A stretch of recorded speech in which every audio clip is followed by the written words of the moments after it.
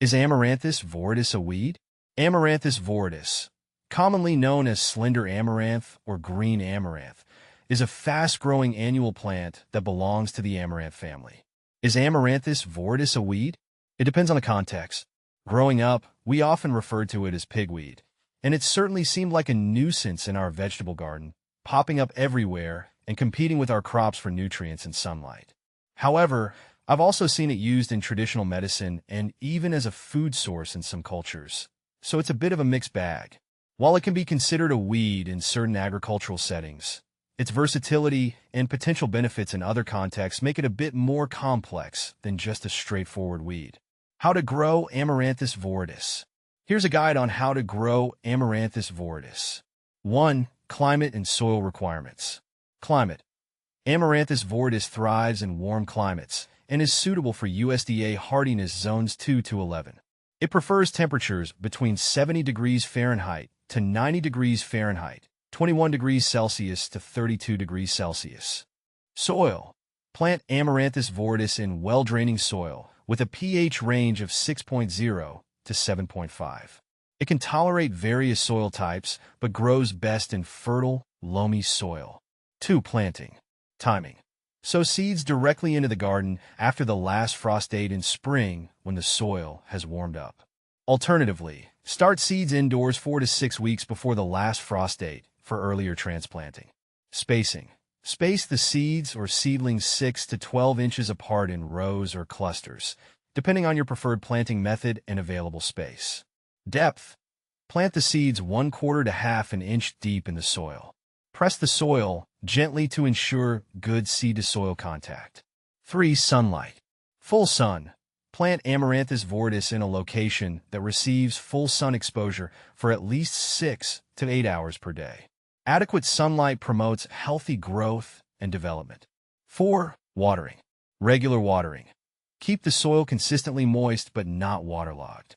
Water the plants deeply whenever the top inch of soil feels dry. Avoid overhead watering to prevent foliar diseases. 5. Fertilization. Moderate fertilization. Amaranthus viridis is not a heavy feeder but benefits from moderate fertilization. Incorporate compost or well-rotted manure into the soil before planting. You can also apply a balanced fertilizer during the growing season, following the manufacturer's instructions. 6. Mulching. Mulch application. Apply a layer of organic mulch around the plants to conserve soil moisture, suppress weeds, and maintain even soil temperature. Mulch also helps to improve soil fertility as it breaks down. 7. Maintenance. Weeding.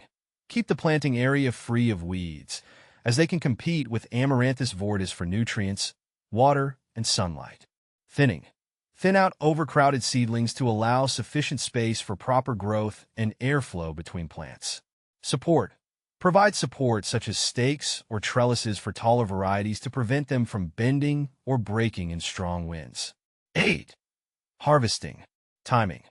Harvest young leaves and tender shoots for culinary use when the plants reach about 6 to 8 inches tall. Continuously harvest to encourage new growth and prolong the harvest period. Method. Use clean scissors or garden shears to snip off the desired portions of the plant. Avoid harvesting more than 1/3 of the plant at a time to ensure its continued vigor. 9. Pest and disease management. Monitoring. Regularly inspect the plants for signs of pests such as aphids, flea beetles, or leafhoppers. Treat any infestations promptly with insecticidal soap or neem oil. Prevention. Practice crop rotation and maintain good garden hygiene to minimize the risk of pests and diseases. 10. Saving seeds. Seed collection. Allow some plants to mature fully and produce seeds. Harvest the seed heads when they turn brown and dry on the plant. Seed storage. Remove the seeds from the seed heads and store them in a cool, dry place in airtight containers for future planting. Is Amaranthus viridis edible? Yes, it is. I remember my grandmother telling me stories about how, in her youth, they would forage for wild greens, and amaranth was one of the plants they would collect. She would cook it up with garlic and spices, and it was surprisingly tasty. I've tried it myself a few times, and while the flavor can be a bit earthy, it's quite nutritious and adds a unique twist to salads or stir-fries. It's fascinating how something we once considered a pesky weed can also be a nutritious addition to our diets.